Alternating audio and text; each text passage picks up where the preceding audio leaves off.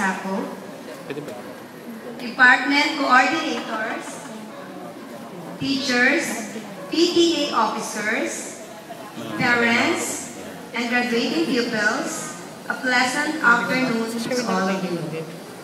Our guest speaker for this special event was the project head of Sharing Caravan of UST Faculty of Civil Law in the years 2008 and 2009 respectively.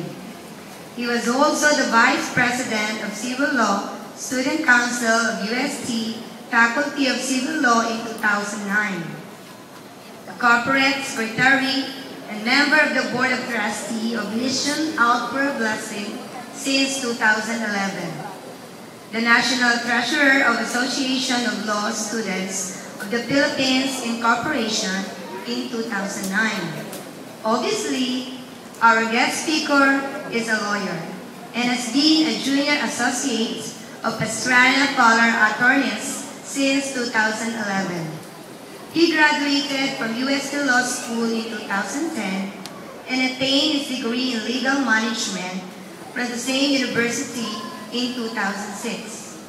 He is an alumnus of Sandera College, Alabama, where he graduated in 2002. But ladies and gentlemen, he was a simple, dedicated, and God-fearing pupil who, just like you today, was sitting on his chair the afternoon of March 1998.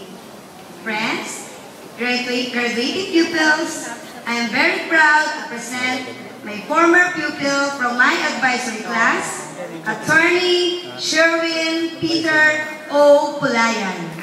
Let's give him a warm applause.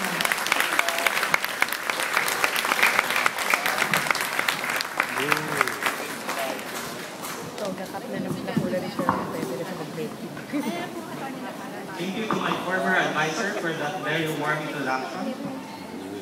Mr. Francisco Bonilla, Mrs. Miriam Beroya, Honorable Councilor Mike Pasaco, Mr. Manlami, the members of the PTA, our honorable members of the faculty, ladies, gentlemen, and to the graduating batch of 2012, a pleasant afternoon to all of you. Let me start my speech by saying a phrase that every parent here can relate. Ang bilis ng panahon. In fact, even my parents still calls me up to this day, bunso. It's such a tone that they look at me as if I'm still a grade 6 student, like these young, handsome men and beautiful ladies in front of me. Walang pangit sa San Lorenzo, tama ba ako? Tama. I guess parents are like that. They will always see you as a kid in their eyes, even if you're 50. But kidding aside, I want to congratulate all the parents here today who are the source of strength of these young ladies and gentlemen. This is also your success. Mabuhay po kayo. To our young ladies and gentlemen seated in front of me, listening to me, I am immeasurably proud of each and every one of you. Studying and taking exams is never an easy obstacle. Some of you take it as a breeze, as if you have wings soaring high, looking down the exam and saying, piece of cake or chicken lang yan kind of attitude. Well, that is a missing gift that amazes me. You should be thankful for that, especially these 5 people in front of us. Well, not all of us have these wings that we use to soar high over obstacles confronted. Each and every one of you had feet that you used to climb every day, bit by bit, one day at a time. And yes, you all got where you are right now, listening to me. I am talking here today to join you in celebrating a great accomplishment because I am a huge fan of success. I believe that if you put your mind and heart into something that you really want, no doubt you can get it. And seeing all of you puts a smile to my face and heart, knowing that you too, like I, want success. And education can get through it. Sabi nga sa famous saying ni Ernie Baron, pag walang knowledge, walang power. I think hindi nakilala ng mga batang kasi Ernie Baron. So tanong nyo na lang yung parents nyo. Siya si Kuya Kim yung mga panahon na to. When I was in my elementary years, I do not consider myself, and my grades do not show, that I was an excellent student. I did not show the highest interest in learning my subjects then.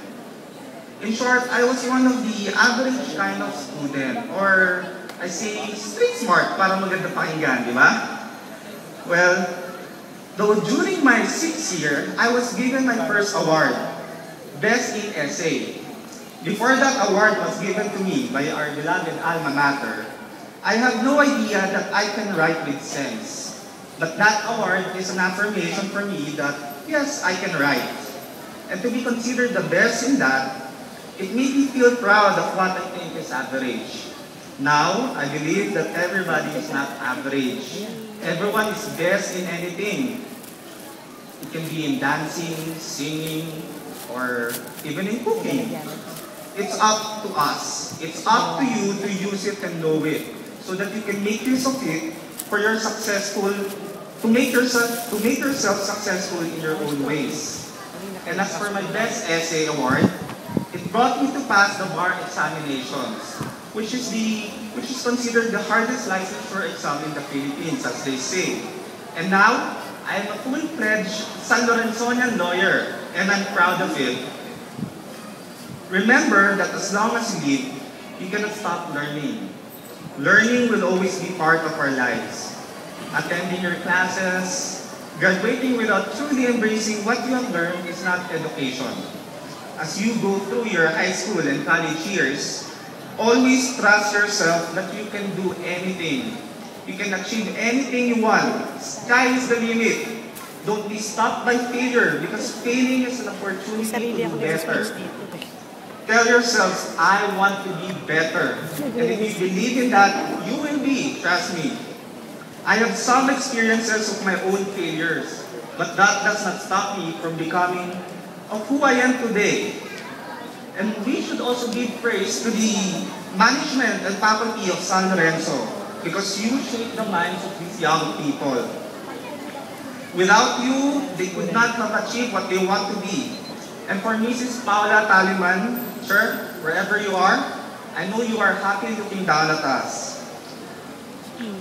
To you and all of the teachers that are here today, in behalf of the graduating batch, we would like to say that our success is your success. Also, I would like to personally thank my alma mater for inviting me to share my humble experience to these young ladies and gentlemen. Sa inyo pong dedikasyon, sa pagtuturo at pasensya, I personally, as Batang Sanlo and in behalf of the graduating batch, maraming salamat po.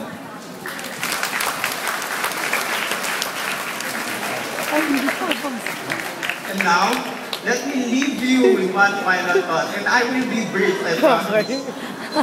This school was conceived in 1975, back when its name was still Quality Kindergarten. And almost 24 batches of elementary graduates have sat here where you sit today.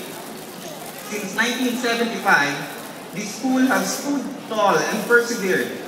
We are in hard times now, and there is a lot of uncertainty.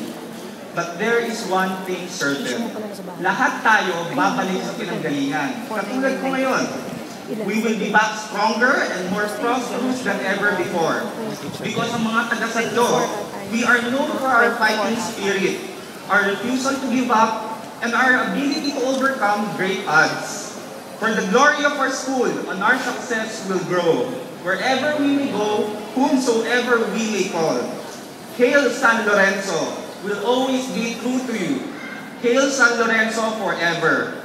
So as you graduate today, never lose that optimism and that fighting spirit. Because remember, we are San Lorenzonians. Proud, strong, and ready to soar. Congratulations and God bless all of you. Thank you very much.